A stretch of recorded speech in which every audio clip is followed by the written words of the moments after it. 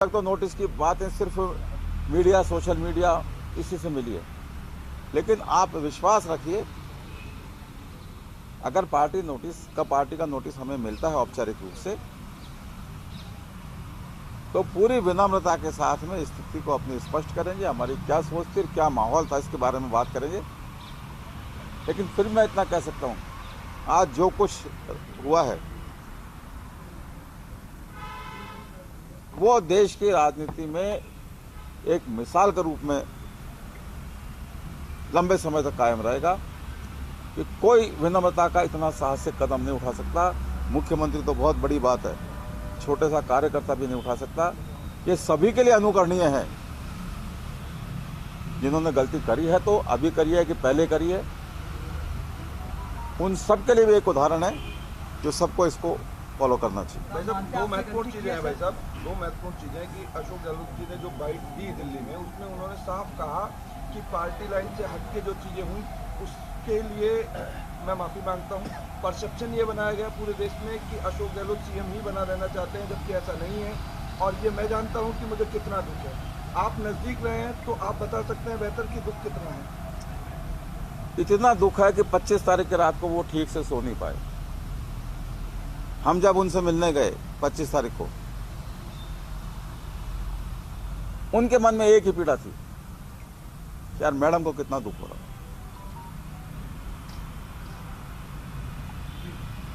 इससे बड़ी चिंता में, इससे बड़े दुख में मैंने उनको, जब हम चुनाव हारे,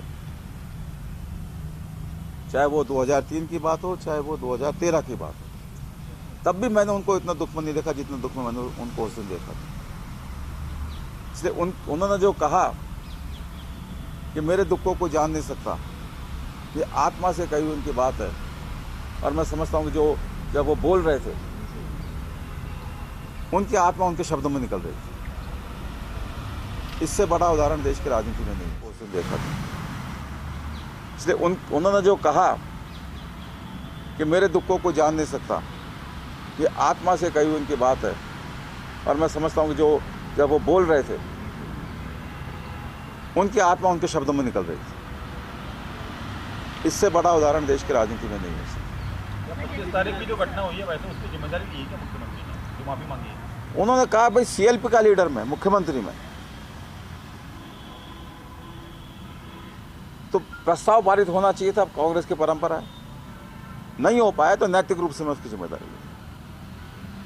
तो जैसा कि आप बता रहे हैं कि नोटिस के लिए सूचना आपको मीडिया से ही मिली है, तो क्या नोटिस आप लोगों के पास नहीं पहुंचा है? मेरे पास तो अभी तक नहीं पहुंचा, औरों के बारे का मुझे पता नहीं। मेरे पास अभी तक औपचारिक रूप से मेरे को उतना ही पता है जितना आप लोगों ने बताया है। अगर नोटिस मिलता है तो स्पष्टीकरण निश्चित रूप से स्पष्टीकरण देंगे, सम्मान के साथ देंगे, संतुष्टिपूर्ण देंगे। साथ देंगे या जी, स्पष्टीकरण देंगे? क्या चीज? मतलब माफी के साथ देंगे या स्पष्टीकरण? पूरे हाईकमान के प्रति पूरा सम्मान रखते हुए पूरी स्थिति को स्पष्ट करेंगे, और फिर हाईकमान जो कुछ कहेगा उसकी भी पालना करेंगे। मुख्यमंत्री ने माफी मांग ली तो फिर आपका स्पष्टीकरण भी तो माफीनामा होगा वैसे? ओहो, हमारे पास औपचारिक रूप से आवे तो सही। मुख्यमंत्री को माफी मांगनी पड़ी है, इसका मतलब कुछ ना कुछ आप लोगों ने गलत किया होगा, आप मानते हैं? मैं कह रहा हूँ ना, बहुत सारी परिस्थितियां ऐसी होती हैं जिसमें आदमी खुद इन्वॉल्व नहीं होता, लेकिन चूंकि सबसे बड़े पद पर वो होता है, सबसे बड़े पद पर वो थे, इसलिए उन्होंने नैतिक जिम्मेदारी ली है। आखिरी में उन्होंने कहा है कि मुख्यमंत्री का फैसला भी सोनिया गांधी ही करेंगी। ये तो हम लोग भी उस दिन कह रहे थे। मैं आपको फिर ये कहना चाहता हूँ, हम लोगों ने कभी नहीं कहा कि मुख्यमंत्री का फैसला हम करेंगे। उस दिन भी नहीं कहा 25 तारीख को। सचिन पायलट को लेकर विरोध, मैं कह रहा हूँ नहीं, हमने ये कहा, हमने 3 बातें कही, हमने सिर्फ 3 बातें कही कि जो लोग मानेसर गए थे उनमें से किसी को मुख्यमंत्री नहीं बनाया जाए। मुख्यमंत्री का फैसला कांग्रेस अध्यक्ष के चुनाव के बाद है। और चूंकि एक प्रथा है ये कि जो भी आउटगोइंग मुख्यमंत्री होता है, अगर आप अशोक गहलोत जी को हटा रहे हैं, तो जो भी आउटगोइंग मुख्यमंत्री होता है उसकी सलाह ली जाती है, और बहुत हद तक उसकी सलाह मायने रखती है। तो जो भी फैसला लें हाईकमान, जो भी अध्यक्ष बने कि सोनिया जी फैसला लें, उसमें उनकी बात को महत्व मिले। और हमने ये नहीं कहा था कि ये प्रस्ताव में लिख दिया जाए, हमने सिर्फ इतना कहा था कि इस बात से भले आप हाईकमान को टेलीफोन पर अवगत करा दें, आप टेलीफोन पर हाईकमान को अवगत करा दें, भाई हमारी ये 3 बातें हैं, हाईकमान हमारी बात सुनने के बाद अगर फिर भी ये फैसला करते हैं कि भाई प्रस्ताव पारित करना, हम कर देंगे। हमने कभी नहीं कहा कि हम प्रस्ताव पारित नहीं करेंगे। अजय माकन साहब ने कहा कि साहब चूंकि अध्यक्ष अशोक गहलोत जी हो जाएंगे, ये कॉन्फ्लिक्ट ऑफ इंटरेस्ट हो जाएगा, फिर खुद पे इन पे छोड़ा जाएगा। तो अजय माकन साहब का मतलब क्या यह था कि अगर अशोक गहलोत जी कांग्रेस के अध्यक्ष बन जाते हैं तो राजस्थान के सारे फैसलों में से वो अपने आप को बाहर रखेंगे।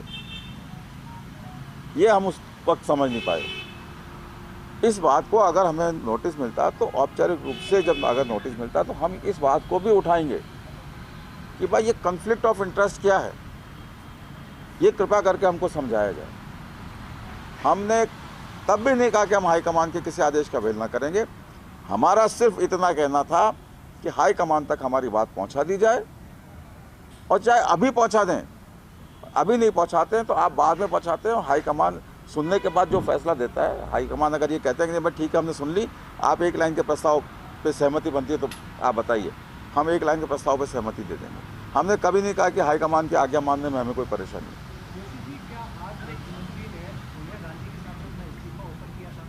ये तो मैं कैसे जान सकता हूँ? वो ये बात तो उनके और सोनिया जी के बीच की है, उसको मैं कैसे जान सकता हूँ? मैं उन सारी बातों पे बात कर रहा हूँ जो मुख्यमंत्री जी ने सीधे अपने बयान में कही है। भाई साहब एक चीज बहुत महत्वपूर्ण है। आप मंत्री जो हैं, चाहे प्रसादी लाल मीणा हो, गोविंद राम मेघवाल हो या फिर कोई और भी हो, वो तमाम एक ही बात को कहते हुए नजर आ रहे हैं। और पिछले 13 घंटे में जिस तरीके की बयानबाजी हुई है उसमें मध्यवर्ती चुनाव की बार बार जिक्र आ रहा है। वो कह रहे हैं कि अगर 102 में कोई नहीं बना और इसके बाद कोई सीएम बनता है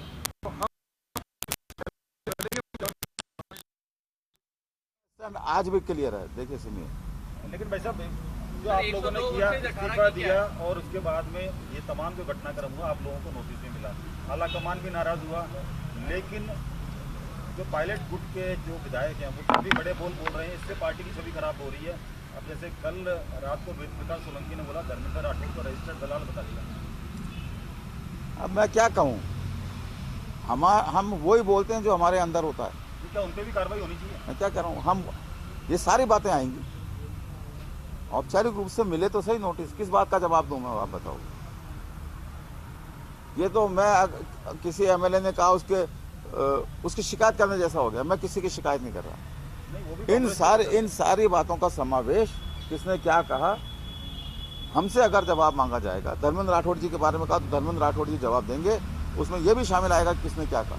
सर क्या सोचते हैं अगर पायलट कैंप के एमएलए जो मानेसर गए थे, मैं पायलट साहब का नाम हटाता हूँ, जो मानेसर गए थे एमएलए, अगर उनमें से मुख्यमंत्री बनाया जाता है आलाकमान मुख्यमंत्री, तो महेश जोशी का क्या स्टैंड है? देखिए ये एकदम काल्पनिक सवाल है, लेकिन मुझे ये कहने में कोई झिझक नहीं है कि हमारा स्टैंड आज भी वो ये जो 25 तारीख को। थोड़ा सा अंतर यह है कि हमारी बात इधर, थोड़ा सा अंतर यह है कि हमारी बात आलाकमान तक पहुंच गई। हम यही चाहते थे कि आलाकमान तक हमारी बात पहुंच जाए। 25 तारीख को भी यही हमारा स्टैंड था और आज भी यही स्टैंड है। हमारी बात को सुन के समझ के आलाकमान जो फैसला करेगा उस फैसले को मानना हर कांग्रेस कार्यकर्ता की जिम्मेदारी। मेरे को जो करना था मैंने कहा। किशन जी, आपने कहा कि विनम्रता की मिसाल पेश की है। राजेंद्र राठौर का कहना है कि ये उनकी नेतृत्व अक्षमता का सवाल है, इसलिए माफी मांगे। राजेंद्र राठौर जी जो कहते हैं, जैसा उनका मन है वैसा कहते हैं। सर, अमित मालवीय ने भी कहा है कि अशोक गहलोत का मास्टर स्ट्रोक है, वो एम्बेरसमेंट नहीं झेलना चाहते थे केंद्र में, इसलिए उन्होंने पूरी जो है वो स्क्रिप्ट रची थी। ये किसने कहा? अमित मालवीय सर। बीजेपी का सोशल मीडिया का इस्तेमाल किया। देखिए, बीजेपी से आप इन्हीं बातों की उम्मीद करेंगे। हम भी ऐसी बातों की बीजेपी से उम्मीद करते हैं। बीजेपी ने आज तक हमने कुछ भी किया होगा